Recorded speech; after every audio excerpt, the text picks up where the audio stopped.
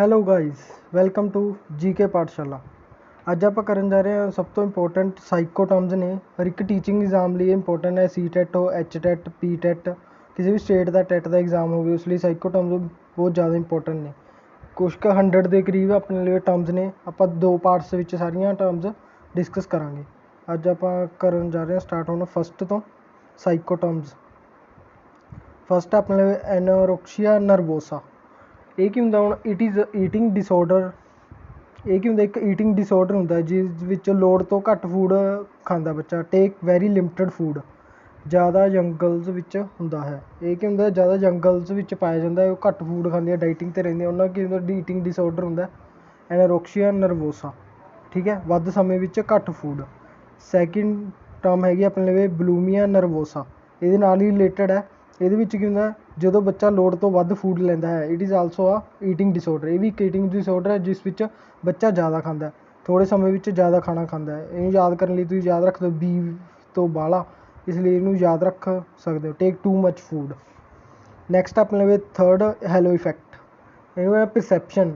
ਵੀ ਕਿਸੇ ਬੱਚੇ ਪ੍ਰਤੀ ਆਪਾਂ ਆਪਣਾ ਨਜ਼ਰੀਆ ਬਣਾ ਲੈਂਦੇ ਹਾਂ ਜਾਂ ਸੋਚ ਬਣਾ ਲੈਂਦੇ ਹਾਂ, ਉਹਨੂੰ ਕਹਿੰਦੇ ਹਾਂ ਹੈਲੋ ਇਫੈਕਟ। ਇਹ ਕਿਸੇ ਨੂੰ ਲੈ ਕੇ ਪੋਜ਼ੀਟਿਵ ਵੀ ਹੋ ਸਕਦਾ ਹੈ ਅਤੇ ਕਿਸੇ ਨੂੰ ਲੈ ਕੇ ਨੈਗੇਟਿਵ ਵੀ ਹੋ ਸਕਦਾ ਹੈ। ਜਿਵੇਂ ਕਿਸੇ ਕੋਈ ਟੀਚਰ ਹੈ ਕਿਸੇ ਸਟੂਡੈਂਟ ਨਾਲ ਹਮੇਸ਼ਾ ਪੋਜ਼ੀਟਿਵ ਰਹਿੰਦਾ ਹੈ ਅਤੇ ਕਿਸੇ ਸਟੂਡੈਂਟ ਨਾਲ ਹਮੇਸ਼ਾ ਨੈਗੇਟਿਵ ਰਹਿੰਦਾ, ਇਹਨੂੰ ਕਹਿੰਦੇ ਆਪਾਂ ਹੈਲੋ ਇਫੈਕਟ। ਅਤੇ ਪੇਰੈਂਟਸ ਦਾ ਜਿਹੜਾ ਹੈਲੋ ਇਫੈਕਟ ਹੁੰਦਾ ਉਹ ਬੱਚਿਆਂ ਲਈ ਹਮੇਸ਼ਾ ਪੋਜ਼ੀਟਿਵ ਹੁੰਦਾ। ਠੀਕ ਹੈ, ਨੈਕਸਟ ਟਰਮ ਹੈ ਆਪਣੇ ਕੋਲ ਫਲਾਈਮਨ ਇਫੈਕਟ। ਫਲਾਈਮਨ ਇਫੈਕਟ ਇਹ ਇਨਵਾਇਰਮੈਂਟ ਨਾਲ ਰਿਲੇਟਡ ਹੈ। ਜਿਵੇਂ ਆਪਣੇ ਵਧੀਆ ਇਨਵਾਇਰਮੈਂਟ ਹੋਵੇ ਤਾਂ ਬੱਚੇ ਦੀ ਵਧੀਆ ਡਿਵੈਲਪਮੈਂਟ ਹੋਊ। ਜੇ ਇਨਵਾਇਰਮੈਂਟ ਨਾ ਫਰੈਂਡਲੀ ਇਨਵਾਇਰਮੈਂਟ ਨਾ ਹੋਵੇ ਤਾਂ ਉਹਦੀ ਡਿਵੈਲਪਮੈਂਟ ਘੱਟ ਹੁੰਦੀ ਹੈ। ਜਿਵੇਂ ਇਹਦੀ ਐਗਜ਼ਾਮਪਲ ਲੈ ਸਕਦੇ ਹੋ ਤੁਸੀਂ। ਕੋਈ ਵੀ ਟਵਿਨਸ ਨੇ, ਇੱਕ ਦਿੱਲੀ 'ਚ ਗਰਾਊਂਡ, ਇੱਕ ਕੋਈ ਸਮੋਲ ਵਿਲੇਜ 'ਚ ਪੈਦਾ ਹੋਇਆ, ਉੱਥੇ ਡਿਵੈਲਪਮੈਂਟ ਹੋ ਰਹੀ ਹੈ। ਜਿਹੜਾ ਦਿੱਲੀ ਵਾਲਾ ਬੱਚਾ ਉਹਦੀ ਜ਼ਿਆਦਾ ਡਿਵੈਲਪਮੈਂਟ ਹੋਊਗੀ ਐਜ਼ ਕੰਪੇਅਰ ਟੂ ਜਿਹੜਾ ਰੂਰਲ ਏਰੀਆ ਪਿੰਡ 'ਚ ਰਹਿੰਦਾ। ਇਸ ਲਈ ਇਹ ਫਲਾਈਮਨ ਇਫੈਕਟ ਕਿਤੇ ਡਿਪੈਂਡ ਕਰਦਾ? ਇਨਵਾਇਰਮੈਂਟ ਦੇ ਬਾਰੇ ਦੱਸਦਾ ਜੀ। ਇਨਵਾਇਰਮੈਂਟ ਡਿਵੈਲਪਮੈਂਟ ਕਿਤੇ ਡਿਪੈਂਡ ਕਰਦੀ ਹੈ? ਇਨਵਾਇਰਮੈਂਟ 'ਤੇ ਵੀ ਡਿਪੈਂਡ ਕਰਦੀ ਹੈ। ਸੈਕਿੰਡ ਟਰਮ ਹੈ ਆਪਣੇ ਕੋਲ fifth ripple effect. Ripple effect 'ਚ ਇੱਕ ਦਿਨ ਪੰਜਾਬੀ 'ਚ ਕਹਿੰਦੇ ਆਪਾਂ ਭੇਡ ਚਾਲ। ਨਜ਼ਰ ਕਰਕੇ ਇੱਕੋ ਬਿਹੇਵੀਅਰ ਸਪਰੈਡ ਹੋ ਜਾਣਾ। ਉਹ ਉਸਦੇ ਬੱਚੇ ਨੇ ਨੋਨ ਮੈਡੀਕਲ ਲਈ ਤਾਂ ਮੇਰਾ ਵੀ ਹੁਣ ਦੇਖੋ ਰਿਪਲ ਇਫੈਕਟ ਕੀ ਹੁੰਦਾ? ਭੇਡ ਚਾਲ। ਵੀ ਆਪਦੇ ਬੱਚੇ ਦੇ ਇੰਟਰਸਟ ਨਹੀਂ ਦੇਖਣਾ ਕਿਹੜੇ ਸਬਜੈਕਟ ਇੰਟਰਸਟ ਹੈ। ਜਿਵੇਂ ਮੰਨ ਲਓ ਕਿਸੇ ਆਪਣੇ ਰਿਲੇਟਿਵ ਦੇ ਬੱਚੇ ਨੇ ਨੋਨ ਮੈਡੀਕਲ ਲੈ ਲਈ, ਉਹ ਕਹਿੰਦਾ ਸਾਡੇ ਬੱਚਾ ਵੀ ਨੋਨ ਮੈਡੀਕਲ ਹੀ ਲਊਗਾ ਭਾਵੇਂ ਉਹਨੂੰ ਬੱਚੇ ਨੂੰ ਇੰਟਰਸਟ ਹੋਵੇ ਨਾ ਹੋਵੇ। ਇਹਨੂੰ ਕਹਿੰਦੇ ਆਪਾਂ ਰਿਪਲ ਇਫੈਕਟ। ਦੂਸਰੇ ਬੱਚੇ ਨੂੰ ਦੇਖ ਕੇ ਆਪਦੇ ਬੱਚੇ ਨੂੰ ਵੀ ਉਸ ਅਕੋਰਡਿੰਗ ਹੀ ਬਣਾ ਦੇਣਾ। ਠੀਕ ਹੈ, ਨੈਕਸਟ ਟਰਮ ਆਪਣੇ ਕੋਲ ਡਿਜ਼ਾਸਟਰਸ। ਡਿਜ਼ਾਸਟਰ 'ਚ ਕੀ ਹੁੰਦਾ? ਆਪਣੇ ਮਤਲਬ ਜਿਵੇਂ ਐਗਜ਼ਾਮਪਲ ਲੈ ਸਕਦੇ ਆਪਣੇ MCQs ਆਉਂਦੇ ਆ। MCQs ਦੇ ਵਿੱਚ 4 ਓਪਸ਼ਨ ਹੁੰਦੇ ਆ, ਆਪਾਂ ਇੱਕ ਕਰੈਕਟ ਓਪਸ਼ਨ ਚੁਣਨਾ ਹੁੰਦਾ। ਡਿਜ਼ਾਸਟਰ 'ਚ ਕੀ ਹੁੰਦਾ? ਜਿਹੜੇ ਗਲਤ ਆਨਸਰ ਨੇ ਉਹਨਾਂ ਨੂੰ ਆਪਾਂ ਬਾਹਰ ਕੱਢੀ ਜਾਣਾ, ਲਾਸਟ 'ਤੇ ਆਪਾਂ ਸਹੀ ਉੱਤਰ ਉੱਤੇ ਪਹੁੰਚਾਂਗੇ। ਇਹਨੂੰ ਕਹਿੰਦੇ ਆਪਾਂ ਡਿਜ਼ਾਸਟਰ ਮੈਥਡ, ਤਾਂ ਕਿ ਆਪਾਂ ਸਹੀ ਓਪਸ਼ਨ ਤੱਕ ਪਹੁੰਚ ਸਕੀਏ। ਇਹਦੇ ਵਿੱਚ MCQ ਵਿੱਚ ਗਲਤ ਓਪਸ਼ਨ ਨੂੰ ਡਿਜ਼ਾਸਟਰ ਕਹਿੰਦੇ ਹਨ। ਠੀਕ ਹੈ, ਅਤੇ ਜਿਹੜਾ ਆਪਾਂ ਗਲਤ ਨੂੰ ਓਪਸ਼ਨ ਨੂੰ ਹਟਾਉਂਦੇ ਰਹਿੰਦੇ ਹਾਂ ਉਹਨਾਂ ਨੂੰ ਕਹਿੰਦੇ ਆਪਾਂ ਡਿਜ਼ਾਸਟਰ ਮੈਥਡ। ਇਸ ਰਾਹੀਂ ਆਪਾਂ ਕਰੈਕਟ ਓਪਸ਼ਨ ਤੱਕ ਪਹੁੰਚ ਸਕਦੇ ਹਾਂ MCQs ਵਿੱਚ। ਨੈਕਸਟ ਟਰਮ ਆਪਣੇ ਕੋਲ ਅਸੈਸਮੈਂਟ ਐਜ਼ ਲਰਨਿੰਗ। ਹੁਣ ਦੇਖੋ ਇਹ 3 ਟਰਮਸ ਨੇ ਆਪਣੇ ਕੋਲ: assessment as learning, assessment for learning ਅਤੇ ਅਸੈਸਮੈਂਟ ਆਫ ਲਰਨਿੰਗ। ਇਹਨਾਂ 3 ਟਰਮਸ ਨੂੰ ਆਪਾਂ ਚੰਗੀ ਤਰ੍ਹਾਂ ਸਮਝਾਂਗੇ, ਬਹੁਤ ਜ਼ਿਆਦਾ ਇੰਪੋਰਟੈਂਟ ਨੇ। ਸਭ ਤੋਂ ਪਹਿਲਾਂ ਹੈਗਾ ਆਪਣੇ ਕੋਲ ਅਸੈਸਮੈਂਟ ਐਜ਼ ਲਰਨਿੰਗ। ਇਹਦੇ ਵਿੱਚ ਕੀ ਹੁੰਦਾ? ਕਿਸੇ ਵੀ ਕੰਮ ਤੋਂ ਪਹਿਲਾਂ ਜਾਂ ਬੱਚੇ ਸਕੂਲ 'ਚ ਆਪਾਂ ਐਕਟੀਵਿਟੀਜ਼ ਉਹ ਤੋਂ ਵੀ ਪਹਿਲਾਂ ਅਸੈਸਮੈਂਟ ਕੀਤੀ ਜਾਂਦੀ ਹੈ ਬੱਚਿਆਂ ਦੀ, ਬਿਫੋਰ ਦਾ ਵਰਕ ਲਰਨਿੰਗ। ਠੀਕ ਹੈ, ਇਹਨੂੰ ਕੀ ਕਹਿੰਦੇ ਆਪਾਂ ਅਸੈਸਮੈਂਟ ਐਜ਼ ਲਰਨਿੰਗ, ਜਦੋਂ ਬੱਚੇ ਦੀ ਅਸੈਸਮੈਂਟ ਪਹਿਲਾਂ ਕੀਤੀ ਜਾਂਦੀ ਹੈ। ਅਸੈਸਮੈਂਟ ਫੋਰ ਲਰਨਿੰਗ, ਕੰਮ ਦੇ ਦੌਰਾਨ ਹੋਣ ਵਾਲੀ ਅਸੈਸਮੈਂਟ ਨੂੰ ਕਹਿੰਦੇ ਆਪਾਂ ਅਸੈਸਮੈਂਟ ਫੋਰ ਲਰਨਿੰਗ। ਜਿਵੇਂ ਖਾਣਾ ਬਣਨ ਸਮੇਂ ਉਸਦੀ ਖੁਸ਼ਬੂ ਨਾਲ ਜੋ ਜਜਮੈਂਟ ਕਰਦੇ ਹਾਂ, ਇਹਨੂੰ ਆਪਾਂ ਫੋਰਮੇਟਿਵ ਅਸੈਸਮੈਂਟ ਵੀ ਕਹਿ ਦਿੰਦੇ ਹਾਂ। ਨੈਕਸਟ ਵਨ ਹੈਗੀ ਆਪਣੇ ਕੋਲ ਅਸੈਸਮੈਂਟ ਆਫ ਲਰਨਿੰਗ। ਕੰਮ ਤੋਂ ਬਾਅਦ ਜਦੋਂ ਐਕਟੀਵਿਟੀ ਆਪਣੀ ਕੰਪਲੀਟ ਹੋ ਗਈ ਉਸ ਤੋਂ ਬਾਅਦ ਉਹਦੀ ਬੱਚੇ ਦੀ ਅਸੈਸਮੈਂਟ ਕਰਨੀ, ਉਹਨੂੰ ਕਹਿੰਦੇ ਆਪਾਂ ਅਸੈਸਮੈਂਟ ਆਫ ਲਰਨਿੰਗ। ਇਹਨੂੰ ਦੂਸਰਾ ਨਾਮ ਇਹਦਾ ਸਮੇਟਿਵ ਅਸੈਸਮੈਂਟ। ਇਹ 3 ਟਰਮਸ ਇੰਪੋਰਟੈਂਟ ਨੇ, ਇਹ 'ਚ ਕਨਫਿਊਜ਼ ਨਹੀਂ ਹੋਣਾ। Assessment as learning, assessment for learning ਅਤੇ ਅਸੈਸਮੈਂਟ ਆਫ ਲਰਨਿੰਗ। ਇਹ ਯਾਦ ਕਰਨ ਦਾ ਤਰੀਕਾ ਕੀ ਹੈ? ਹੁਣ ਦੇਖੋ ਐਜ਼ ਦੂਸਰੀ ਟਰਮ 'ਚ 4 ਹੈ, ਤੀਸਰੀ ਟਰਮ 'ਚ ਆਫ ਹੈ। ਇਹ ਸਭ ਤੋਂ ਪਹਿਲਾਂ ਹੁੰਦਾ ABCD ਦੇ ਅਲਫਾਬੈਟਿਕਲੀ ਆਰਡਰ ਦੇ ਸਕਦੇ ਹੋ। ਅਲਫਾਬੈਟਿਕਲ ਆਰਡਰ 'ਚ A ਪਹਿਲਾਂ ਹੁੰਦਾ, ਮਤਲਬ ਇਹ 'ਚ ਅਸੈਸਮੈਂਟ ਐਕਟੀਵਿਟੀ ਤੋਂ ਪਹਿਲਾਂ ਹੋਊਗੀ। ਫਿਰ ਇਸ ਤੋਂ ਬਾਅਦ ਆ ਗਿਆ F ਦੇ ਵੀ ਮਤਲਬ ਕੰਮ ਦੇ ਦੌਰਾਨ ਹੋਊ ਐਕਟੀਵਿਟੀ, ਜਦੋਂ ਐਕਟੀਵਿਟੀ ਚੱਲ ਰਹੀ ਹੈ ਉਦੋਂ ਆਪਾਂ ਅਸੈਸਮੈਂਟ ਕਰਾਂਗੇ। ਥਰਡ ਆ ਗਿਆ O ਸਭ ਤੋਂ ਲਾਸਟ 'ਤੇ ਹੁੰਦੀ, ਇਸ ਕਰਕੇ ਅਸੈਸਮੈਂਟ ਜੋ ਐਕਟੀਵਿਟੀ ਕੰਪਲੀਟ ਹੋ ਗਈ ਇਸ ਤੋਂ ਬਾਅਦ ਅਸੈਸਮੈਂਟ ਕਰਾਂਗੇ। ਇਸ ਤਰ੍ਹਾਂ 3 ਤੁਸੀਂ ਯਾਦ ਰੱਖਦੇ ਹੋ। ਫੋਰਮੇਟਿਵ ਅਤੇ ਸਮੇਟਿਵ ਅਸੈਸਮੈਂਟ ਕਿਵੇਂ ਯਾਦ ਰੱਖਦੇ ਹੋ? ਜਿਵੇਂ ਕਿ ਸਕੂਲ 'ਚ ਹੁੰਦੇ ਆ ਪਹਿਲਾਂ ਮੰਥਲੀ ਟੈਸਟ ਹੁੰਦੇ ਆ ਪੇਪਰਸ ਤੋਂ ਪਹਿਲਾਂ, ਫਾਈਨਲ ਪੇਪਰਸ ਤੋਂ ਪਹਿਲਾਂ, ਉਹਨਾਂ ਨੂੰ ਕਹਿੰਦੇ ਆਪਾਂ ਫੋਰਮੇਟਿਵ ਅਸੈਸਮੈਂਟ FA ਕਹਿੰਦੇ ਹੁੰਦੇ ਹਾਂ। ਇਹ ਕੀ ਐਕਟੀਵਿਟੀਜ਼ ਦੇ ਦੌਰਾਨ, ਮਤਲਬ ਸਟੱਡੀ ਹਜੇ ਚੱਲ ਰਹੀ ਹੈ ਉਸ ਦੇ ਦੌਰਾਨ ਕੋਈ ਵਿੱਚ ਟੈਸਟ ਲਏ ਆ, ਮੰਥਲੀ ਟੈਸਟ ਸਮੇਟਿਵ ਅਸੈਸਮੈਂਟ ਕੀ ਹੈ, ਜਦੋਂ ਸੈਸ਼ਨ ਕੰਪਲੀਟ ਹੋ ਗਿਆ ਉਸ ਤੋਂ ਬਾਅਦ ਸਮੈਸਟਰ ਟੈਸਟ ਹੁੰਦੇ ਆ, ਉਹਨਾਂ ਨੂੰ ਕਹਿੰਦੇ ਆਪਾਂ ਸਮੇਟਿਵ ਅਸੈਸਮੈਂਟ, ਮਤਲਬ ਬਾਅਦ ਵਿੱਚ ਬੱਚਿਆਂ ਦਾ ਅੰਕਲਨ ਕਰਨਾ। ਨੈਕਸਟ ਟਰਮ ਆਪਣੇ ਕੋਲ ਡਾਇਲੈਕਟ। ਡਾਇਲੈਕਟ ਕੀ ਹੁੰਦੀ ਹੈ, ਉਪਭਾਸ਼ਾ। ਜਿਹੜੀ ਵੀ ਖੇਤਰ ਦੀ ਉਪਭਾਸ਼ਾ, ਹਰ ਇੱਕ ਕੰਟਰੀ ਜਾਂ ਸਟੇਟ ਦੀ ਆਪਣੀ ਲੈਂਗੁਏਜ ਹੁੰਦੀ ਹੈ, ਮਾਤਰ ਭਾਸ਼ਾ ਕਹਿੰਦੇ ਜਿਹਨੂੰ ਆਪਾਂ, ਠੀਕ ਹੈ। ਸਾਰੇ ਖੇਤਰਾਂ ਦੇ ਬੱਚੇ ਪੰਜਾਬੀ ਦੀ ਕਲਾਸ ਵਿੱਚ ਬੈਠੇ ਹਨ ਤਾਂ ਕਿਹੜੀ ਭਾਸ਼ਾ ਵਰਤੋਗੇ। ਹੁਣ ਦੇਖੋ ਸਾਰੇ ਬੱਚੇ ਪੰਜਾਬੀ ਦੀ ਕਲਾਸ ਅਟੈਂਡ ਕਰ ਰਹੇ ਆ, ਉਹਨਾਂ ਵਿੱਚ ਕਿਹੜੀ ਭਾਸ਼ਾ ਵਰਤੋਗੇ ਤੁਸੀਂ, ਮਿਆਰੀ ਭਾਸ਼ਾ, ਆਮ ਬੋਲ ਚਾਲ ਵਾਲੀ ਭਾਸ਼ਾ, ਕਿਉਂਕਿ ਉਹਨਾਂ ਨੂੰ ਕੀ ਆਪਣੀ ਕੀ ਹੈ, ਪੰਜਾਬੀ ਕੀ ਹੈ, ਮਾਤ ਭਾਸ਼ਾ, ਇਸ ਲਈ ਆਪਾਂ ਕਲਾਸ ਵਿੱਚ ਮਾਤ ਭਾਸ਼ਾ ਹੀ ਵਰਤਾਂਗੇ ਤਾਂ ਕਿ ਬੱਚਿਆਂ ਨੂੰ ਈਜ਼ੀਲੀ ਸਮਝ ਆ ਸਕੇ। ਇਹਨੂੰ ਕਹਿੰਦੇ ਆਪਾਂ ਡਾਇਲੈਕਟ। ਇਸ ਕਰਕੇ ਟੀਚਰ ਦਾ ਡਾਇਲੈਕਟ ਉਹੀ ਹੋਣਾ ਚਾਹੀਦਾ ਜਿਹੜੀ ਕਲਾਸ ਉਹ ਅਟੈਂਡ ਕਰ ਰਿਹਾ। ਨੈਕਸਟ ਟਰਮ ਆਪਣੇ ਕੋਲ ਰਜਿਸਟਰ। ਹੁਣ ਰਜਿਸਟਰ ਕੀ ਹੈ, ਇਹ ਵੀ ਇੱਕ ਤਰ੍ਹਾਂ ਦੀ ਲੈਂਗੁਏਜ ਹੈ, ਰਜਿਸਟਰ ਲੈਂਗੁਏਜ ਕਹਿੰਦੇ ਆ। ਰਜਿਸਟਰ ਲੈਂਗੁਏਜ ਕੀ ਹੈ, ਕਿਸੇ ਪਰਟੀਕੁਲਰ ਪ੍ਰੋਫੈਸ਼ਨ ਨੂੰ ਬਿਲੋਂਗ ਕਰਦੀ ਹੁੰਦੀ ਹੈ, ਜਿਵੇਂ ਡਾਕਟਰਸ, ਇੰਜੀਨੀਅਰਸ, ਟੀਚਰਸ, ਹਰ ਇੱਕ ਦੀ ਆਪਣੀ ਅਲੱਗ-ਅਲੱਗ ਲੈਂਗੁਏਜ ਹੁੰਦੀ ਹੈ। ਇਸ ਕਰਕੇ ਕਿਸੇ ਵੀ ਪ੍ਰੋਪਰ ਪ੍ਰੋਫੈਸ਼ਨ ਨੂੰ ਬਿਲੋਂਗ ਕਰਨ ਵਾਲੀ ਲੈਂਗੁਏਜ ਨੂੰ ਕਹਿੰਦੇ ਆਪਾਂ ਰਜਿਸਟਰ ਲੈਂਗੁਏਜ। ਜਿਵੇਂ ਡਾਕਟਰ ਰਾਈਟਿੰਗ ਦੇਖ ਸਕਦੇ ਹੋ ਕਿਵੇਂ ਕਰਦੇ ਹੁੰਦੇ ਆ, ਹਰ ਇੱਕ ਡਾਕਟਰ ਬਹੁਤ ਸਮਝਣਾ ਔਖਾ ਹੁੰਦਾ, ਉਹਨਾਂ ਨੂੰ ਸਿਰਫ ਕੈਮਿਸਟ ਜਾਂ ਡਾਕਟਰ ਖੁਦ ਹੀ ਸਮਝ ਸਕਦੇ ਆ। ਅਤੇ ਇੰਜੀਨੀਅਰ ਦੀ ਰਾਈਟਿੰਗ ਕੁਛ ਅਲੱਗ ਹੋਊ ਉਹਨਾਂ ਦੀ ਲੈਂਗੁਏਜ, ਜਿਸ ਤਰ੍ਹਾਂ ਉਹ ਇੱਕ ਦੂਜੇ ਨਾਲ ਇੰਟਰੈਕਟ ਕਰਦੇ ਹੋਣਗੇ, ਠੀਕ ਹੈ। ਇਸ ਕਰਕੇ ਉਹਨੂੰ ਕਹਿੰਦੇ ਆਪਾਂ ਰਜਿਸਟਰ ਲੈਂਗੁਏਜ, ਜਿਹੜੀ ਕਿਸੇ ਇੱਕ ਪਰਟੀਕੁਲਰ ਪ੍ਰੋਫੈਸ਼ਨ ਨਾਲ ਜੁੜੀ ਹੋਵੇ। ਨੈਕਸਟ ਆ ਜਾਂਦਾ ਆਪਣੇ ਕੋਲ ਸਕੀਮਿੰਗ ਅਤੇ ਸਕੈਨਿੰਗ। ਹੁਣ ਦੇਖੋ ਦੋ ਤਰ੍ਹਾਂ ਦੇ ਸਕੀਮਿੰਗ ਅਤੇ ਸਕੈਨਿੰਗ, ਦੋਨਾਂ ਨੂੰ ਸਮਝਣਾ ਜ਼ਰੂਰੀ ਹੈ, ਦੋਨੇ ਇੰਪੋਰਟੈਂਟ ਨੇ। ਜਿਹੜਾ ਸਕੀਮਿੰਗ ਦਾ ਮਤਲਬ ਕੀ ਹੁੰਦਾ, ਪੜ੍ਹਦੇ ਸਮੇਂ ਮੇਨ ਆਈਡੀਆ ਪਤਾ ਲੱਗ ਜਾਵੇ, then we can use work skimming overall view. Skimming 'ਚ ਕੀ ਹੈ, ਕੋਈ ਮੰਨ ਲਓ ਆਪਾਂ ਨੋਵਲ ਪੜ੍ਹਿਆ, ਉਹਦਾ ਵਿੱਚ ਓਵਰਆਲ ਆਪਾਂ ਦੱਸਣਾ ਹੋਵੇ, ਇਹਦਾ ਨਤੀਜਾ ਕੀ ਨਿਕਲਦਾ, ਕਨਕਲੂਜਨ ਕੀ ਨਿਕਲਿਆ, ਇਹਦੇ ਵਿੱਚ ਓਵਰਆਲ ਵਿਊ ਸੁਣਾ, ਉਹਨੂੰ ਕਹਿੰਦੇ ਆਪਾਂ ਸਕੀਮਿੰਗ।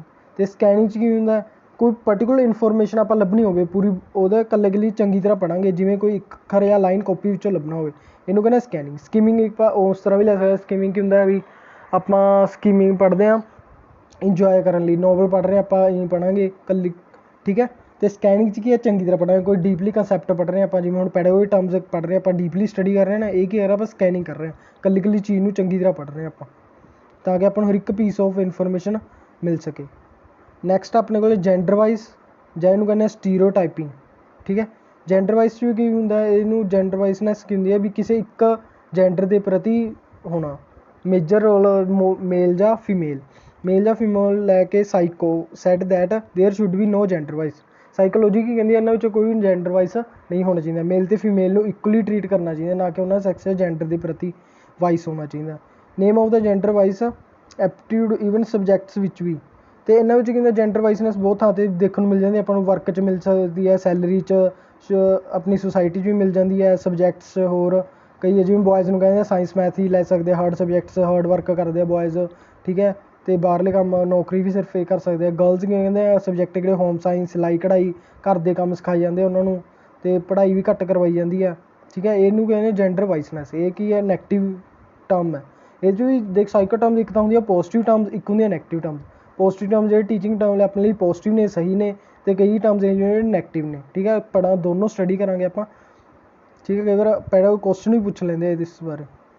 ਨੈਕਸਟ ਟਰਮ ਆਪਣੇ ਕੋਲ ਕੰਟੀਨਿਊਸ ਰੀਇਨਫੋਰਸਮੈਂਟ, ਜੋ ਰੀਇਨਫੋਰਸਮੈਂਟ ਬੱਚੇ ਨੂੰ ਰੋਜ਼ਾਨਾ ਦਿੱਤੀ ਜਾਂਦੀ ਹੈ। ਹੁਣ ਰੀਇਨਫੋਰਸਮੈਂਟ ਕੀ ਹੁੰਦੀ ਹੈ, ਦੇਖੋ ਬੱਚੇ ਨੂੰ ਪ੍ਰਤੀ ਜਿਹੜਾ ਆਪਾਂ ਉਹਦੇ ਉੱਤੇ ਸਿਖਾਉਂਦੇ ਹਾਂ ਬੱਚੇ ਨੂੰ, ਮੰਨ ਲਓ ਹਰ ਇੱਕ ਡੇਲੀ ਆਪਾਂ ਕੀ ਸਿੱਖਦਾ ਬੱਚਾ, ਜਿਹੜੀ ਕੰਟੀਨਿਊਸ ਰੀਇਨਫੋਰਸਮੈਂਟ ਦਿੱਤੀ ਜਾਂਦੀ ਹੈ ਬੱਚੇ ਨੂੰ, ਜਿਵੇਂ ਡੇਲੀ ਕਲਾਸ ਆਪਾਂ ਹੋਮਵਰਕ ਦਿੰਦੇ ਹਾਂ ਉਹਨਾਂ ਨੂੰ, ਉਹ ਕੀ ਹੈ, ਕੰਟੀਨਿਊਸ ਰੀਇਨਫੋਰਸਮੈਂਟ ਹੈ। ਪਾਰਸ਼ੀਅਲ ਰੀਇਨਫੋਰਸਮੈਂਟ ਕਿਹੜੀ ਹੁੰਦੀ ਹੈ, ਜਿਹੜੀ ਕਦੇ ਕਦੇ ਦਿੱਤੀ ਜਾਵੇ। ਮੰਨ ਲਓ ਬੱਚਿਆਂ ਨੂੰ ਆਪਾਂ ਕੁਐਸਚਨ ਪੁੱਛਦੇ ਹਾਂ ਡੇਲੀ, ਅਤੇ ਉਹਨਾਂ ਨੂੰ ਡੇਲੀ ਇਨਾਮ ਦੇ ਦਈਏ, ਉਹਨੂੰ ਕੀ ਹੋਊਗਾ, ਉਹ ਤਾਂ ਹੋਊਗੀ ਕੰਟੀਨਿਊਸ, ਡੇਲੀ ਵਾਰ ਨਾਲ ਕਦੇ ਕਦੇ ਅਵਾਰਡਸ ਦੀ ਹੋਊਗੀ ਪਾਰਸ਼ੀਅਲ ਰੀਇਨਫੋਰਸਮੈਂਟ। ਹੁਣ ਦੇਖੋ ਇਹਨਾਂ ਦੋਨਾਂ ਵਿੱਚੋਂ ਚੰਗੀ ਕਿਹੜੀ ਹੁੰਦੀ ਹੈ, ਪਾਰਸ਼ੀਅਲ ਰੀਇਨਫੋਰਸਮੈਂਟ ਚੰਗੀ ਹੁੰਦੀ ਹੈ, ਕੰਟੀਨਿਊਸ ਰੀਇਨਫੋਰਸਮੈਂਟ ਚੰਗੀ ਨਹੀਂ ਹੁੰਦੀ। ਕਿਉਂ, ਪਾਰਸ਼ੀਅਲ ਰੀਇਨਫੋਰਸਮੈਂਟ ਕੀ ਹੈ, ਬੱਚੇ ਨੂੰ ਉਹਨੂੰ ਆਪਾਂ ਕਦੇ ਕਦੇ ਦਿੰਦੇ ਹਾਂ ਆਪਾਂ, ਠੀਕ ਹੈ, ਗਿਫਟ, ਇਸ ਲਈ ਉਹਨੂੰ ਪ੍ਰੇਰਨਾ ਮਿਲਦੀ ਹੈ। ਜੇ ਕੰਟੀਨਿਊਸ ਰੀਇਨਫੋਰਸਮੈਂਟ ਹੋਊ ਡੇਲੀ ਮੈਨੂੰ ਤਾਂ ਇਹੀ ਗਿਫਟ ਮਿਲਦਾ, ਤਾਂ ਬਾਹਰੋਂ ਉਹਨੂੰ ਮੋਟੀਵੇਸ਼ਨ ਨਹੀਂ ਮਿਲਣੀ। ਪਾਰਸ਼ੀਅਲ 'ਚ ਉਹਨੂੰ ਮੋਟੀਵੇਸ਼ਨ ਮਿਲੂਗੀ, ਠੀਕ ਹੈ। ਨੈਕਸਟ ਟਰਮ ਹੈਗੀ ਆਪਣੇ ਕੋਲ 17 ਟਰਮ ਪੋਰਟਫੋਲੀਓ ਦੇ ਲਾਸਟ ਈਅਰ ਪੇਪਰ 'ਚ ਕੁਐਸਚਨ ਹੋਇਆ, ਸੀਟੈਟ ਅਤੇ ਪੀਟੈਟ ਦੋਨਾਂ 'ਚ ਆਇਆ ਸੀ ਇਹਦੇ ਨਾਲ ਰਿਲੇਟਡ ਕੁਐਸਚਨ। ਬੱਚੇ ਦਾ ਵੇਰਵਾ ਓਲਡ ਟੀਚਰਸ ਦੁਆਰਾ ਇੱਕ ਫਾਈਲ ਵਿੱਚ ਤਿਆਰ ਕੀਤਾ ਜਾਂਦਾ ਹੈ। ਪੋਰਟਫੋਲੀਓ ਵਿੱਚ ਕਿਸੇ ਵੀ ਬੱਚੇ ਦੀ ਇਨਫੋਰਮੇਸ਼ਨ ਬਾਰੇ ਸਾਰਾ ਕੁਝ ਉਹਦੇ ਬਾਰੇ ਲਿਖਿਆ ਜਾਂਦਾ ਹੈ, ਕਿਹੜੇ ਸਕਿੱਲਸ ਵਧੀਆ ਨੇ ਇਹਦੀਆਂ, ਕਿਹੜੇ 'ਚ ਵੀਕ ਹੈ, ਉਸ ਬਾਰੇ ਬੱਚੇ ਬਾਰੇ ਆਪਾਂ ਸਾਰਾ ਲਿਖ ਲਿਆ, ਉਹਨੂੰ ਕਹਿੰਦੇ ਆ portfolio. Next term is diagnosis, Punjabi 'ਚ ਕਹਿੰਦੇ ਇਹਨੂੰ ਨਿਦਾਨਾਤਮਕ। ਸਮੱਸਿਆ ਦਾ ਪਤਾ ਲਗਾਉਣਾ, ਡਾਇਗਨੋਸਿਸ ਕਰਨਾ। ਆਪਾਂ ਕਹਿੰਦੇ ਜਿਵੇਂ ਕੋਈ ਕਿਸੇ ਨੂੰ ਡਿਜ਼ੀਜ਼ ਹੈ, ਡਾਇਗਨੋਸਟਿਕ ਟੈਸਟ ਹੁੰਦੇ ਉਹਦੇ, ਠੀਕ ਹੈ। ਇਸ ਤਰ੍ਹਾਂ ਹੀ ਕਿਸੇ ਬੱਚੇ ਨੂੰ ਵੀ ਮੰਨ ਲਓ ਕੋਈ ਪ੍ਰੋਬਲਮ ਹੈ, ਬੱਚੇ ਨੂੰ ਉਹਨੂੰ ਬੱਚੇ ਨੂੰ ਸੁਲਝਾਉਣਾ, ਉਹ ਤੋਂ ਪੁੱਛ ਕੇ ਉਹਦਾ ਹੱਲ ਲੱਭਣਾ, ਉਹਨੂੰ ਕਹਿੰਦੇ ਆਪਾਂ ਡਾਇਗਨੋਸ ਕਰਨਾ।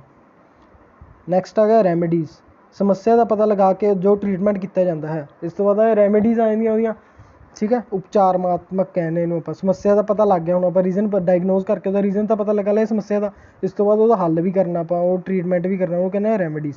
ਚੰਗੇ ਉਪਚਾਰ ਦੇਣ ਲਈ ਚੰਗਾ ਨਿਦਾਨ ਹੋਣਾ ਜ਼ਰੂਰੀ ਹੈ, ਠੀਕ ਹੈ। ਨੈਕਸਟ ਵਨ ਆ ਗਿਆ ਇੰਟੈਂਸਿਵ ਸਟੱਡੀ। ਹੁਣ ਇੰਟੈਂਸਿਵ ਸਟੱਡੀ ਹੁੰਦੀ ਹੈ, ਇੱਕ ਐਕਸਟੈਂਸਿਵ ਸਟੱਡੀ ਹੁੰਦੀ ਹੈ, ਦੋਨੋਂ ਪੜਾਂਗੇ, ਦੋਨੋਂ ਇੱਕ ਦੂਜੇ ਨਾਲ ਰਿਲੇਟਡ ਨੇ। ਦੇਖੋ ਇੰਟੈਂਸਿਵ ਸਟੱਡੀ ਦਾ ਨੂੰ ਕਹਿੰਦੇ ਆਪਾਂ ਕੇਸ ਸਟੱਡੀ ਵੀ ਕਹਿੰਦੇ ਹਾਂ, ਪੰਜਾਬੀ 'ਚ ਕਹਿੰਦੇ ਇਹਨੂੰ ਸੂਖਮ ਅਧਿਐਨ। ਜਦੋਂ ਕੰਮ ਪੂਰੇ ਧਿਆਨ ਨਾਲ ਕੀਤਾ ਜਾਵੇ, ਜਿਹੜੇ ਕੰਮ ਨੂੰ ਆਪਾਂ ਪੂਰੀ ਧਿਆਨ ਨਾਲ ਕਰਦੇ ਹਾਂ ਉਹਨੂੰ ਕਹਿੰਦੇ ਆਪਾਂ ਇੰਟੈਂਸਿਵ ਸਟੱਡੀ, ਮਤਲਬ ਚੰਗੀ ਤਰ੍ਹਾਂ ਪੜ੍ਹਦੇ ਆਪਾਂ ਉਹਨੂੰ, ਠੀਕ ਹੈ। ਇਹਦੇ ਵਿੱਚ ਕੀ ਆਉਂਦੇ ਲਿਸਨਿੰਗ LSRW, ਇਹ ਪ੍ਰੋਪਰਟੀ ਆ ਜਾਂਦੀ ਹੈ listening study, listening, speaking, reading and writing. Extensive study 'ਚ ਕਹਿੰਦੇ ਜਦੋਂ ਕੰਮ ਪੂਰੇ ਧਿਆਨ ਨਾਲ ਨਾ ਕੀਤਾ ਜਾਵੇ, ਸਬ ਕੌਨਸ਼ੀਅਸ ਮਾਈਂਡ ਨਾਲ ਕੀਤਾ ਜਾਵੇ, ਉਸ ਨੂੰ ਕੀ ਕਹਿੰਦੇ ਆਪਾਂ ਐਕਸਟੈਂਸਿਵ ਸਟੱਡੀ। ਉਹੀ ਚੀਜ਼ ਆ ਗਈ ਹਿਸਟਰੀ। ਇੰਟੈਂਸਿਵ ਸਟੱਡੀ ਆਪਾਂ ਚੰਗੀ ਤਰ੍ਹਾਂ ਡੀਪਲੀ ਪੜ੍ਹ ਰਹੇ ਹਾਂ ਉਹਨੂੰ, ਐਕਸਟੈਂਸਿਵ ਜਿਹੜੇ ਬਹੁਤ ਉੱਪਰੋਂ ਪੜ੍ਹ ਲਿਆ ਆਪਾਂ, ਲਾਈਕ ਨੋਵਲ ਆਪਾਂ ਇੰਜੋਇਮੈਂਟ ਲਈ ਪੜ੍ਹ ਰਹੇ ਹਾਂ, ਉਹ ਕੀ ਕਹਿੰਦੇ ਐਕਸਟੈਂਸਿਵ ਸਟੱਡੀ। ਨੈਕਸਟ ਆ ਗਿਆ ਜ਼ੋਨ ਆਫ ਪ੍ਰੋਕਸੀਮਲ ਡਿਵੈਲਪਮੈਂਟ, ਇਹ ਬਹੁਤ ਜ਼ਿਆਦਾ ਇੰਪੋਰਟੈਂਟ ਹੈ, ਠੀਕ ਹੈ। ਇਹ 'ਤੇ ਸਟਾਰ ਲਗਾ ਲਿਓ। ਇਹਦੀ ਫੁੱਲ ਫੋਰਮ ਵੀ ਪੁੱਛ ਲੈਂਦਾ ਕਈ ਵਾਰ ਤਾਂ ਪੇਪਰ ਸਿੱਧਾ। ZPD ਦੀ ਫੁੱਲ ਫੋਰਮ ਕੀ ਹੈ? Zone of ਪ੍ਰੋਕਸੀਮਲ development. ਇਹਦਾ ਮਤਲਬ ਕੀ ਹੈ? ਜਿੱਥੇ ਬੱਚਾ ਕੰਮ ਕਰ ਰਿਹਾ ਹੈ ਅਤੇ ਕਿੱਥੇ ਤੱਕ ਪਹੁੰਚ ਸਕਦਾ ਹੈ, ਉਹ ਗੈਪ ਨੂੰ ZPD ਕਹਿੰਦੇ ਹਨ। ਜੇਕਰ ਕੋਈ ਹੈਲਪ ਕਰੇ ਤਾਂ ਹੀ ਪਹੁੰਚ ਸਕਦਾ ਹੈ। ਹੁਣ ਦੇਖੋ ਆਹ ਮੰਨ ਲਓ ਕਿ ਇਹ ਬੱਚੇ ਦਾ ਜ਼ੋਨ ਆਫ ਪ੍ਰੋਕਸੀਮਲ ਡਿਵੈਲਪਮੈਂਟ ਹੈ, ZPD, ਆਹ ਸਾਈਡ 'ਤੇ ਹੋ ਗਿਆ, ਠੀਕ ਹੈ। ਆਹ ਤਾਂ ਇੰਨਾ ਕੁ ਦਾਇਰਾ ਹੈ, ਬੱਚਾ ਵੀ ਮਤਲਬ ਇਹਦੇ ਦਾਇਰੇ ਦੇ ਅੰਦਰ ਹੀ ਕੰਮ ਕਰ ਸਕਦਾ। ਜੇ ਬਾਹਰੋਂ ਉਹਨੂੰ ਮਦਦ ਮਿਲਦੀ ਹੈ ਤਾਂ ਉਹਦੀ ਹੈਲਪ ਨਾਲ ਉਹ ਆਹ ਦਾਇਰੇ ਤੱਕ ਆਪਦਾ ਦਾਇਰਾ ਵਧਾ ਸਕਦਾ, ਠੀਕ ਹੈ। ਇਹਨੂੰ ਕਹਿੰਦੇ ਆਪਾਂ ਜ਼ੋਨ ਆਫ ਪ੍ਰੋਕਸੀਮਲ ਡਿਵੈਲਪਮੈਂਟ, ਮਤਲਬ ਬੱਚਾ ਇਸ ਦਾਇਰੇ ਦੇ ਅੰਦਰ ਹੀ ਕੰਮ ਕਰ ਸਕਦਾ। ਜੇ ਤੋਂ ਵੱਧ ਕੰਮ ਕਰਨਾ ਚਾਹੁੰਦਾ ਹੈ ਜਾਂ ਜ਼ਿਆਦਾ ਨੌਲੇਜ ਗੇਨ ਕਰਨਾ ਚਾਹੁੰਦਾ ਤਾਂ ਉਸਨੂੰ ਕਿਸੇ ਦੀ ਮਦਦ ਲੈਣੀ ਪਊ।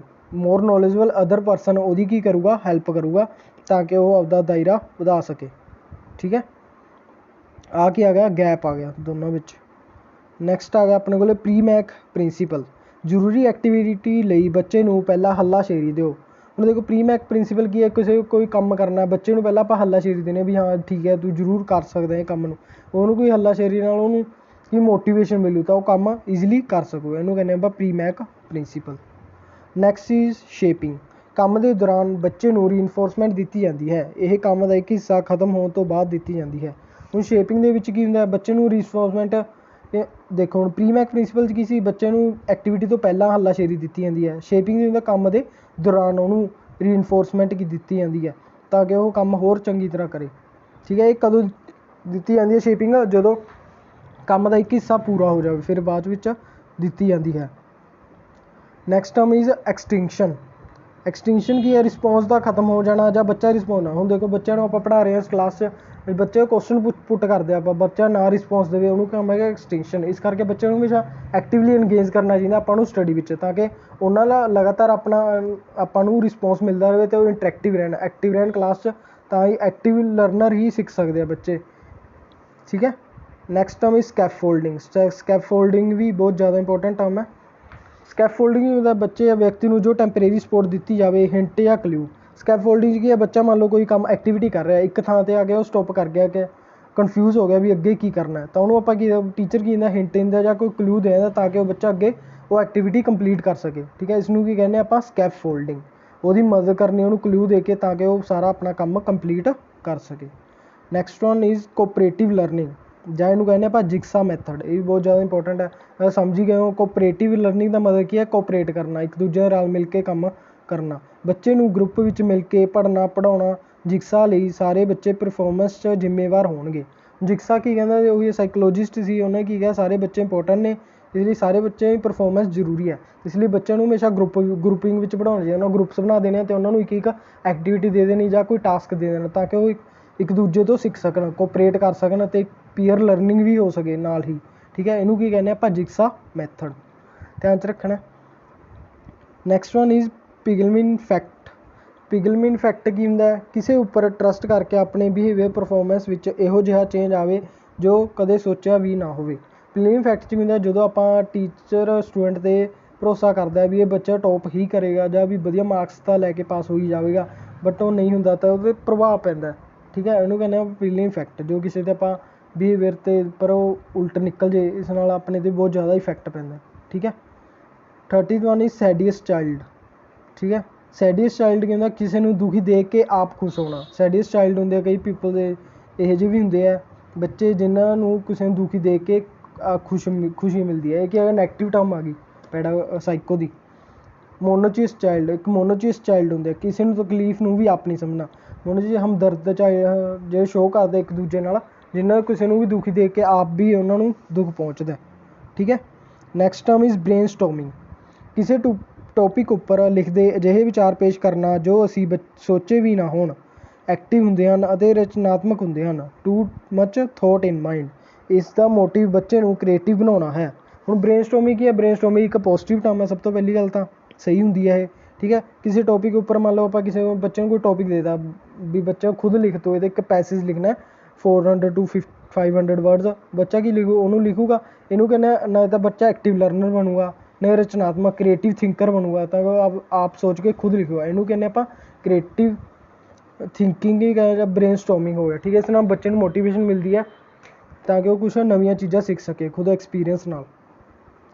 Next one is case study, ਕਿਸੇ ਸਥਾਨ, ਵਸਤੂ ਜਾਂ ਡੂੰਘਾਈ ਨਾਲ ਅਧਿਐਨ ਕਰਨਾ। ਇੰਟੈਂਸਿਵ, ਆਪਾਂ ਪਹਿਲਾਂ ਹੀ ਪੜ੍ਹ ਚੁੱਕੇ ਹਾਂ ਵੈਸੇ ਇਹ ਇੰਟੈਂਸਿਵ ਸਟੱਡੀ ਅਤੇ ਐਕਸਟੈਂਸਿਵ ਸਟੱਡੀ। ਇੰਟੈਂਸਿਵ ਸਟੱਡੀ ਦਾ ਹੀ ਦੂਸਰਾ ਨਾਮ ਹੈ ਕੇਸ ਸਟੱਡੀ, ਮਤਲਬ ਕਿਸੇ ਚੀਜ਼ ਨੂੰ ਡੂੰਘਾਈ ਵਿੱਚ ਪੜ੍ਹਨਾ, ਚੰਗੀ ਤਰ੍ਹਾਂ ਅਧਿਐਨ ਕਰਨਾ ਉਹਦਾ, ਠੀਕ ਹੈ। Next term is first person language.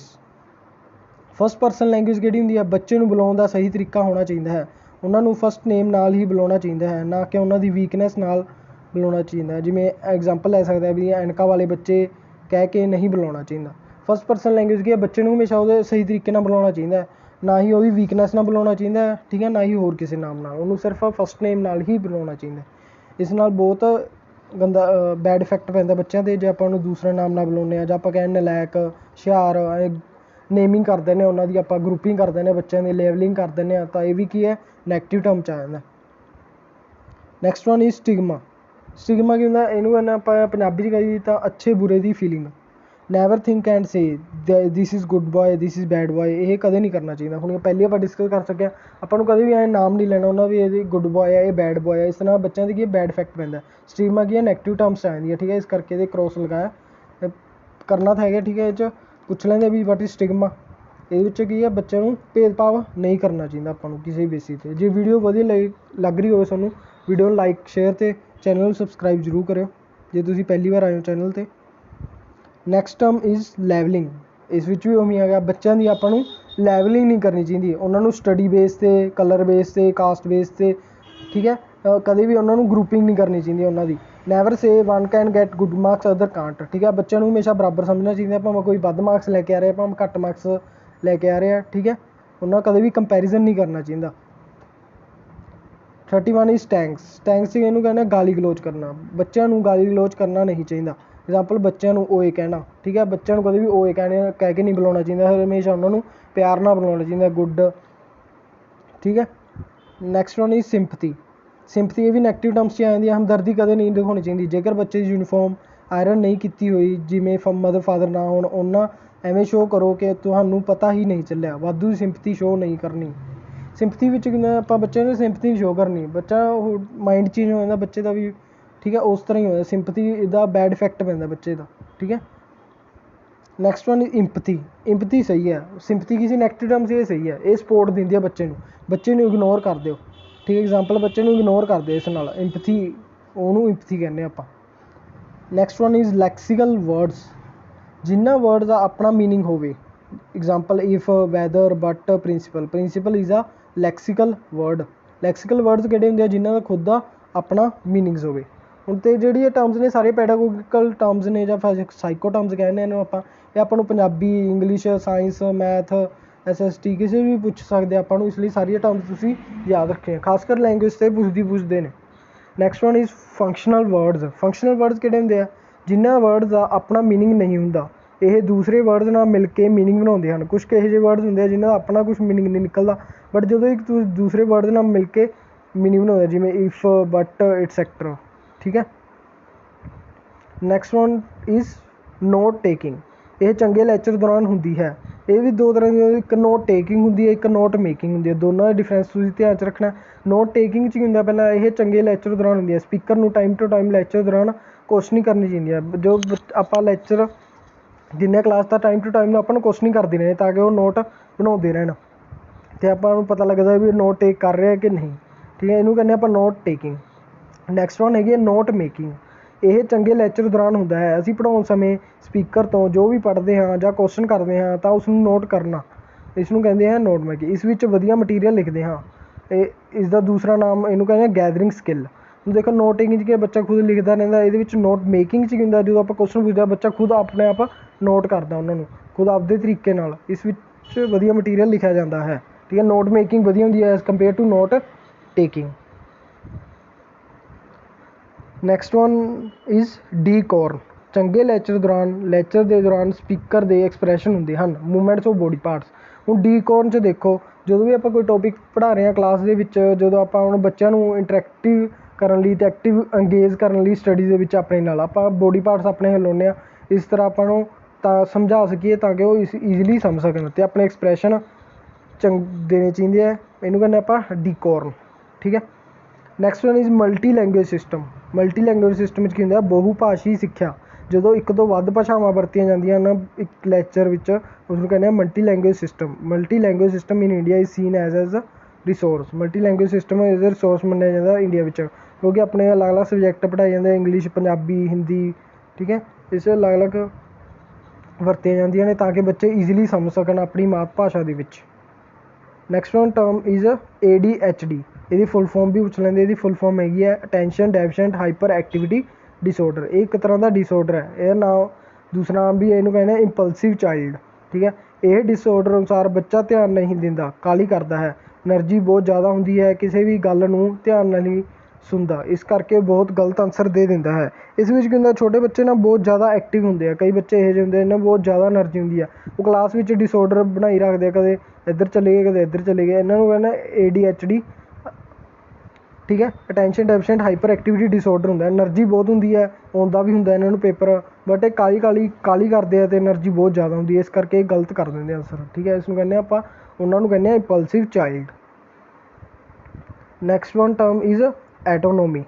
ਐਟੋਨੋਮੀ ਇਹ ਕਿਸ਼ੋਰ ਅਵਸਥਾ ਦੀ ਇੱਕ ਫੀਚਰ ਹੈ ਜਿਸ ਵਿੱਚ ਬੱਚਾ ਆਪਣੇ ਫੈਸਲੇ ਆਪ ਲੈਂਦਾ ਹੈ।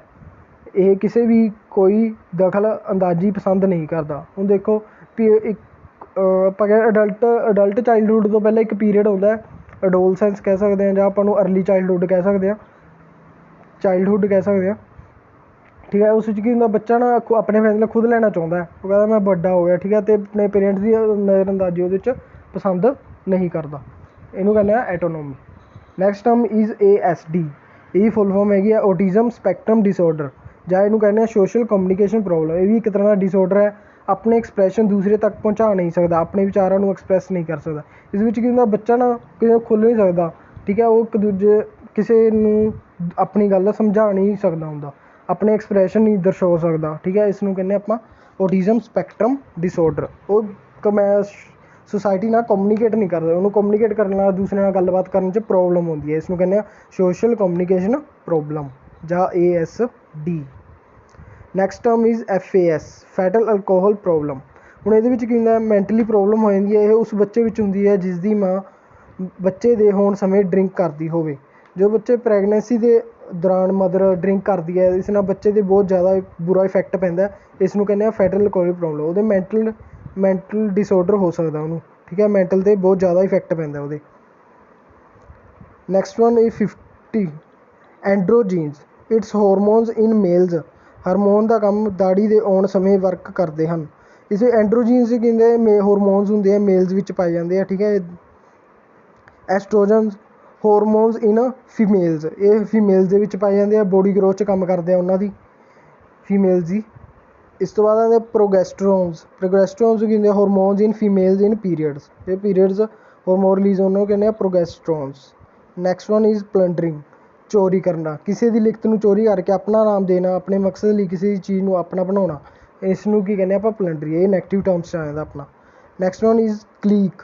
ਬੱਚੇ ਆਪਣੀ ਕਾਸਟ ਫੈਮਿਲੀ ਬੈਕਗਰਾਊਂਡ ਨੂੰ ਲੈ ਕੇ ਗਰੁੱਪਿੰਗ ਕਰ ਲੈਂਦੇ ਹਨ। ਹੋਰ ਰੀਜ਼ਨ ਵੀ ਹੁੰਦੇ ਹਨ, ਜਿਵੇਂ ਇਕਨੋਮਿਕ ਡਿਫਰੈਂਸ, ਸੋਸ਼ਲ ਡਿਫਰੈਂਸ। ਇਹ ਨਹੀਂ ਹੋਣਾ ਦੇਣਾ ਚਾਹੀਦਾ ਆਪਾਂ ਨੂੰ। ਕੀ ਹੁਣ ਪਹਿਲਾਂ ਵੀ ਡਿਸਕਸ ਕਰ ਜੇ, ਆਪਾਂ ਨੂੰ ਖੁਦ ਵੀ ਨਹੀਂ ਉਹਨਾਂ ਦੀ ਗਰੁੱਪਿੰਗ ਕਰਨੀ ਚਾਹੀਦੀ caste, family background, economics difference 'ਤੇ, ਅਤੇ ਬੱਚਿਆਂ ਨੂੰ ਖੁਦ ਵੀ ਉਹਨਾਂ ਨੂੰ ਕਰਨ ਨਹੀਂ ਦੇਣੀ ਚਾਹੀਦੀ। ਠੀਕ ਹੈ, ਇਹਦਾ ਕੀ ਨੈਗੇਟਿਵ ਇਫੈਕਟ ਪੈਂਦਾ ਬੱਚਿਆਂ ਦੇ ਉੱਤੇ। Next one term is big fish little pound effect. ਹੁਣ ਇਹਦੇ ਵਿੱਚ ਦੇਖੋ, ਹੁਣ ਦੋਨੋਂ ਇੰਪੋਰਟੈਂਟ ਨੇ, ਬਿਗ ਫਿਸ਼ ਲਿਟਲ ਇਫੈਕਟ ਅਤੇ little fish big pound effect. ਇਹਨੂੰ ਧਿਆਨ ਨਾਲ ਸਮਝਣਾ ਆਪਾਂ ਇਹਦੇ ਵਿੱਚ। ਠੀਕ ਹੈ, ਇਹ ਹੁਣ ਦੇਖੋ, ਸਭ ਤੋਂ ਪਹਿਲਾਂ ਕੀ ਹੈ, ਜਿਸ ਵਿੱਚ ਜਦੋਂ ਇੰਟੈਲੀਜੈਂਟ ਬੱਚੇ ਨੂੰ ਐਵਰੇਜ ਬੱਚਿਆਂ ਨਾਲ ਬਿਠਾਇਆ ਜਾਂਦਾ ਹੈ ਤਾਂ ਇਹ ਸੁਪੀਰੀਅਰ ਫੀਲ ਕਰਦਾ ਹੈ। ਹੁਣ ਦੇਖੋ, ਜਦੋਂ ਆਪਾਂ ਕਿਸੇ ਇੰਟੈਲੀਜੈਂਟ ਬੱਚੇ ਨੂੰ ਮੀਡੀਅਮ ਬੱਚਿਆਂ 'ਚ ਬਿਠਾ ਦਾਂਗੇ, ਮੀਡੀਅਮ ਲੈਵਲ ਦੇ ਬੱਚਿਆਂ ਵਿੱਚ ਬਿਠਾ ਦਾਂਗੇ, ਉਹ ਕੀ ਸੁਪੀਰੀਅਰ ਫੀਲ ਕਰਦਾ। ਇਹਨੂੰ ਕਹਿੰਦੇ ਆਪਾਂ ਬਿਗ ਫਿਸ਼ ਇਨ ਲਿਟਲ ਪੌਂਡ ਇਫੈਕਟ। ਠੀਕ ਹੈ, ਅਤੇ little fish big pound effect ਹੁੰਦਾ ਜਦੋਂ ਆਪਾਂ ਕਿਸੇ ਐਵਰੇਜ ਬੱਚੇ ਨੂੰ ਇੰਟੈਲੀਜੈਂਟ ਬੱਚਿਆਂ ਵਿੱਚ ਬਿਠਾਇਆ ਜਾਂਦਾ ਤਾਂ ਉਹ ਆਪਣੇ ਆਪ ਨੂੰ ਇਨਫੀਰੀਅਰ ਫੀਲ ਕਰਦਾ। ਸੁਪੀਰੀਅਰ ਦਾ ਮਤਲਬ ਵੀ ਸਭ ਤੋਂ ਵੱਡਾ ਹੋਇਆ ਉਹਦੇ ਵਿੱਚ। ਠੀਕ ਹੈ, ਆਪਣੇ ਆਪ ਸਭ ਤੋਂ ਇੰਟੈਲੀਜੈਂਟ ਹੋਵੇ, ਵੀ ਮੇਰੇ ਤੋਂ ਤਾਂ ਇੰਟੈਲੀਜੈਂਟ ਕੋਈ ਹੈ ਹੀ ਨਹੀਂ। ਦੂਸਰੀ ਟਰਮ 'ਚ ਜਦੋਂ ਐਵਰੇਜ ਬੱਚੇ ਨੂੰ ਬਿਠਾ ਦਾਂਗੇ, ਉਹ ਲੋ ਫੀਲ ਕਰੂ ਆਪਦੇ ਆਪ ਨੂੰ, ਵੀ ਮੈਂ ਬਹੁਤ ਜ਼ਿਆਦਾ ਉਹ ਵੀਕ ਆ ਅਤੇ ਮੇਰੇ ਨਾਲੋਂ ਬਹੁਤ ਜ਼ਿਆਦਾ ਹੁਸ਼ਿਆਰ ਨੇ। ਠੀਕ ਹੈ, ਉਹ ਬੈਡ ਇਫੈਕਟ ਪੈਂਦਾ, ਇਸ ਨਾਲ ਦੋਨਾਂ 'ਤੇ ਬੈਡ ਇਫੈਕਟ ਪੈਂਦਾ। ਇਸ ਲਈ ਇਹ ਦੋਨੇ ਇਫੈਕਟ ਨਹੀਂ ਹੋਣੇ ਚਾਹੀਦੇ, ਦੋਨੋਂ ਨੈਗੇਟਿਵ ਟਰਮਸ ਨੇ। Next one is PKV। ਇਹਦੀ ਫੁੱਲ ਫੋਰਮ ਹੈਗੀ ਹੈ ਫਿਨਾਈਲ ਕੀਟੋਨ ਯੂਰੀਆ, PKU ਹੈ। ਠੀਕ ਹੈ, ਇਹ ਬੱਚੇ ਨੂੰ ਹੈਰੀਡਿਟੀ ਪ੍ਰੋਬਲਮ ਹੈ। ਜਦੋਂ ਬੱਚੇ ਦੀ ਹਾਈਟ ਛੋਟੀ ਹੋਵੇ, ਜਿਵੇਂ ਮੋਟਾ ਹੋਵੇ ਜਾਂ ਸਕਿਨ ਪ੍ਰੋਬਲਮ ਹੁੰਦੀ ਹੈ, ਤਾਂ ਇਹ ਪ੍ਰੋਬਲਮ ਹੁੰਦੀ ਹੈ। ਫਿਨਾਈਲ ਕੀਟੋਨ ਯੂਰੀਆ ਵਿੱਚ ਕੀ ਹੁੰਦਾ, ਬੱਚੇ ਨੂੰ ਹੈਰੀਡਿਟੀ ਪ੍ਰੋਬਲਮ ਹੁੰਦੀ ਹੈ। ਹੈਰੀਡਿਟੀ ਮਤਲਬ ਉਹਨੂੰ ਜੀਨਸ 'ਚ ਮਿਲਦੀ ਹੈ, ਜਾਂ ਤਾਂ ਬੱਚੇ ਦੀ ਹਾਈਟ ਬਹੁਤ ਜ਼ਿਆਦਾ ਛੋਟੀ ਰਹਿੰਦੀ ਹੈ, ਜਾਂ ਮੋਟਾ ਹੋ ਜਾਂਦਾ ਹੈ, ਜਾਂ ਉਹਨੂੰ ਸਕਿਨ ਪ੍ਰੋਬਲਮ ਹੁੰਦੀ ਹੈ। ਠੀਕ ਹੈ, ਇਸ ਨੂੰ ਕਹਿੰਦੇ ਆਪਾਂ phenyl ketone urea. Next one is CCE continuous and comprehensive evaluation. Evaluation ਲਗਾਤਾਰ ਹੁੰਦੀ ਹੈ, ਹਰ ਸਮੇਂ ਹੁੰਦੀ ਹੈ। ਕੰਟੀਨਿਊਸ ਅਤੇ ਕੰਪਰੀਹੈਂਸਿਵ ਇਵੈਲੂਏਸ਼ਨ ਕੀ ਹੁੰਦਾ, ਬੱਚੇ ਨੂੰ ਕੰਟੀਨਿਊਸਲੀ ਉਹਨਾਂ ਦਾ ਇਵੈਲੂਏਟ ਕੀਤਾ ਜਾਂਦਾ ਬੱਚੇ ਨੂੰ। ਠੀਕ ਹੈ, ਉਹਦੀ ਪਰਫੋਰਮੈਂਸ ਜਾਂਚੀ ਜਾਂਦੀ ਹੈ ਅਤੇ ਉਹ ਕੰਟੀਨਿਊਸ ਰਿਫੋਰਸਮੈਂਟ ਵੀ ਦਿੱਤੀ ਜਾਂਦੀ ਹੈ ਇਹਦੇ ਵਿੱਚ। Next one is formative assessment and summative assessment. ਇਹ ਪਹਿਲਾਂ ਵੀ ਵੈਸੇ ਆਪਾਂ ਕਰ ਚੁੱਕੇ। ਠੀਕ ਹੈ, ਫੋਰਮੈਟਿਵ ਅਸੈਸਮੈਂਟ ਕੀ ਹੁੰਦੀ ਹੈ, ਇਹ ਇੰਟਰਨਲ ਅਸੈਸਮੈਂਟ ਹੈ ਜੋ ਨੰਬਰ ਸਕੂਲ ਕਾਲਜ ਵਾਲੇ ਲਗਾਉਂਦੇ ਹਨ ਡਿਊਰਿੰਗ ਦਾ ਪ੍ਰੋਸੈਸ। ਆਪਾਂ ਕੀਤਾ ਸੀ ਫੋਰਮੈਟਿਵ ਅਸੈਸਮੈਂਟ, ਇਹਨੂੰ ਕਹਿੰਦੇ ਆਪਾਂ ਕੀਤੇ 3 ਤਰ੍ਹਾਂ ਕੀਤੇ, assessment as learning, assessment for learning ਅਤੇ ਅਸੈਸਮੈਂਟ ਆਫ ਲਰਨਿੰਗ। ਇਹ ਕੀ ਹੈ, ਅਸੈਸਮੈਂਟ ਫੋਰ ਲਰਨਿੰਗ ਹੈ। ਠੀਕ ਹੈ, ਫੋਰ ਲਰਨਿੰਗ ਹੈ ਮਤਲਬ ਪੇਪਰ ਦੇ ਐਕਟੀਵਿਟੀਜ਼ ਦੇ ਦੌਰਾਨ ਚੱਲ ਰਹੀ ਹੈ। ਅਤੇ ਸਮੇਟਿਵ ਅਸੈਸਮੈਂਟ ਕੀ ਹੁੰਦੀ ਹੈ, ਐਕਸਟਰਨਲ ਅਸੈਸਮੈਂਟ ਕਹਿੰਦੇ ਆ, ਜੋ ਬੋਰਡ ਲਗਾਉਂਦਾ। ਇਹ 'ਚ ਕੀ ਹੁੰਦੀ ਹੈ, after a complete course also known as assessment of learning. ਇਹਨੂੰ ਅਸੈਸਮੈਂਟ ਆਫ ਲਰਨਿੰਗ ਹੈ। ਇਹ ਤੁਸੀਂ ਇਹ ਪਰਸੈਂਟੇਜ ਜ਼ਰੂਰ ਧਿਆਨ ਰੱਖਣੀ ਹੈ। ਫੋਰਮੈਟਿਵ ਅਸੈਸਮੈਂਟ ਕਈ ਵਾਰ ਆਪਾਂ ਨੂੰ ਪਰਸੈਂਟੇਜ ਪੁੱਛ ਲੈਂਦੇ ਆ। ਫੋਰਮੇਟਿਵ ਅਸੈਸਮੈਂਟ ਤਾਂ ਹੁੰਦੀ ਹੈ 40% ਅਤੇ ਸਮੇਟਿਵ ਅਸੈਸਮੈਂਟ ਹੁੰਦੀ ਹੈ 60%।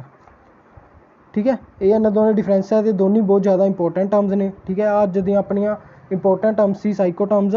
ਜੇ ਵੀਡੀਓ ਵਧੀਆ ਲੱਗੀ ਹੋਵੇ ਲਾਈਕ ਅਤੇ ਸ਼ੇਅਰ ਜ਼ਰੂਰ ਕਰਿਓ, ਅਤੇ ਜਿਹੜੇ ਪਹਿਲੀ ਵਾਰ ਆਇਆ ਉਹ ਚੈਨਲ ਨੂੰ ਸਬਸਕ੍ਰਾਈਬ ਕਰ ਲਿਓ ਹੋਰ ਲੇਟੈਸਟ ਅਪਡੇਟਸ ਲਈ, ਜੇ ਵੀਡੀਓ ਵਧੀਆ ਲੱਗੀ ਹੋਵੇ। ਠੀਕ ਹੈ, ਓਕੇ ਗਾਈਜ਼, ਥੈਂਕ ਯੂ।